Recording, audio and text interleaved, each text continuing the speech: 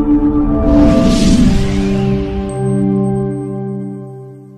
think for me the challenge that we now need to have, and especially to these now, the organizers of the festivals and the media fraternity, it's about time that we now start showing the public positive content. You know, today we've seen a show that ought to have been displayed to the general public so that people get to know there are positive things that you can learn from these young ones. It is through exposure, through the platform that Jalas got and so many other actors that made him or propelled him to the greater heights in terms of being known and getting elected. But you see, we have this talent beyond high school or beyond college. They die because there is no platform to display them or to showcase them. Some of these shows are the shows that ought to have been live on our television so that people see that they are talents and then pick one or two people and then grow with them. Because today, Your Excellency, I have picked something very positive. I also have a nephew who is autistic. And going through the story that our kids displayed here or showed us here, it really affected me, you know, and touched my heart. And I imagined what my nephew could be going through in school.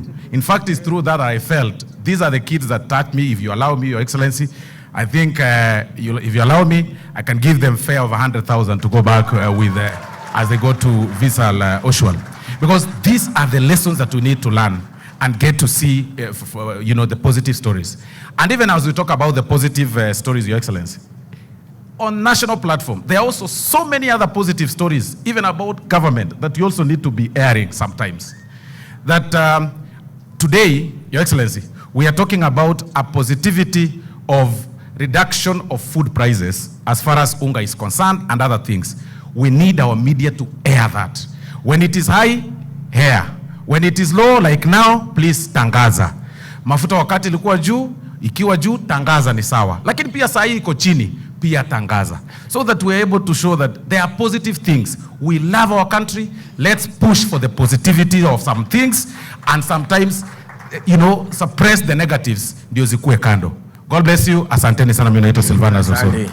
As we looked at these performances here, I looked at the performance here from Nairobi on the drug and substance abuse by those good girls here.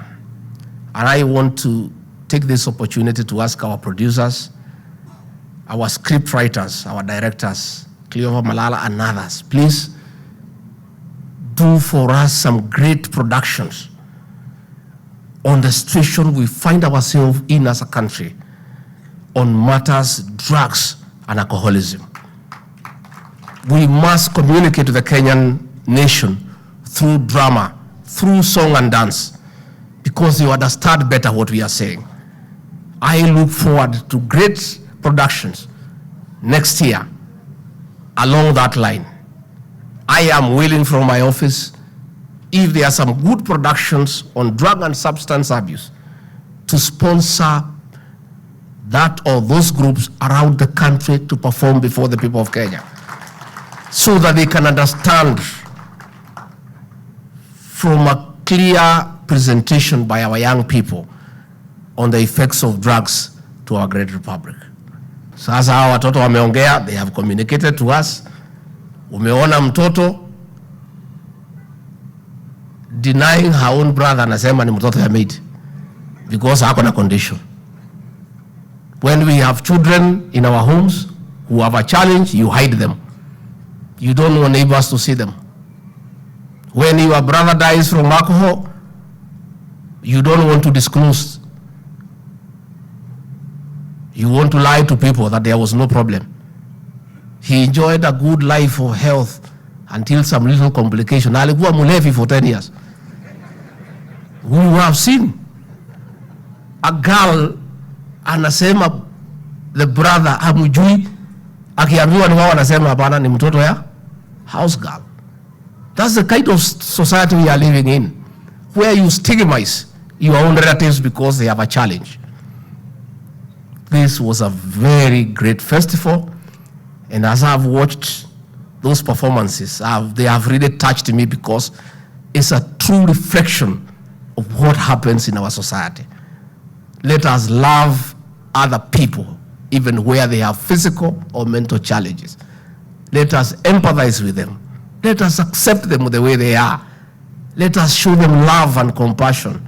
Let us make them feel they are part of the Kenyan society.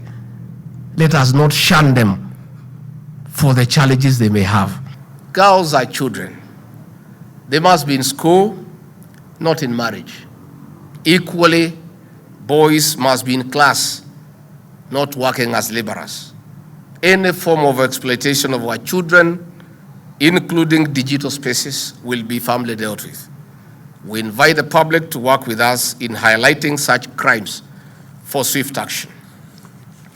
In a reflection of contemporary Kenya, young people are under immense pressure to perform and join careers considered colorful and high-flying. But the creative industry is another powerful avenue to earn a dignified life and a vehicle to unlimited success. Examples of this success are right here. The Honorable John Kiari, KJ, the MP for Dagoretti South in Nairobi, and a name from stand-up comedy.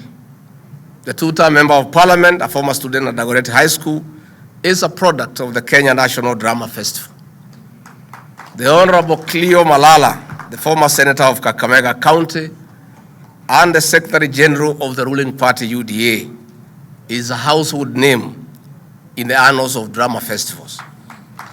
Senator Malala is a prolific scriptwriter with footprints in this year's festival. The Honorable Felix Jalas, the MP for Langata in Nairobi, is a self-made up comedian. And from the streets of Nairobi, he now sits in the National Assembly.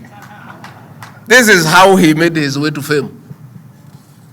Distinguished guests, esteemed teachers and students, these drama and film festivals therefore allow us to identify, incubate, and prune potential talent to the highest yields.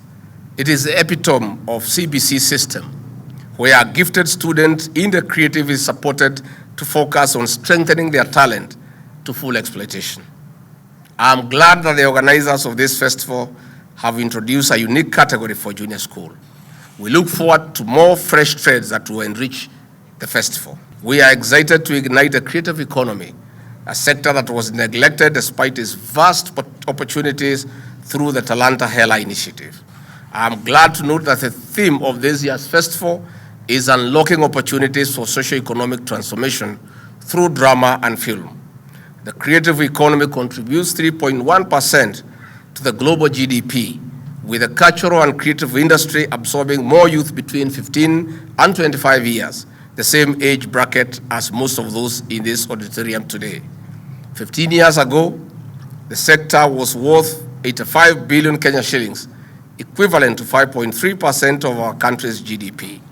Riding on this potential, the government aims to doubling the earnings. We are promoting and protecting the industry against predators benefiting from the sweat of our artists.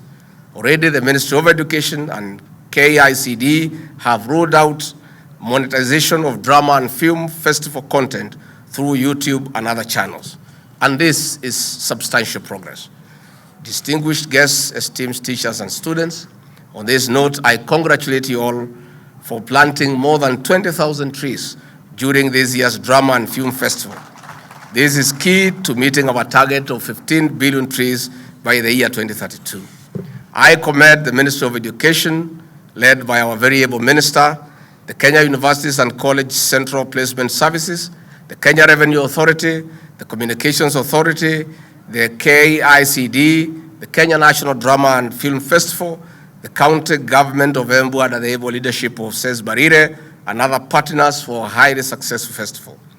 We deeply appreciate the judges and the adjudicators and students for the electrifying performances. As for the participants and winners, it is hearty congratulations. We are winners. Asanteni sana.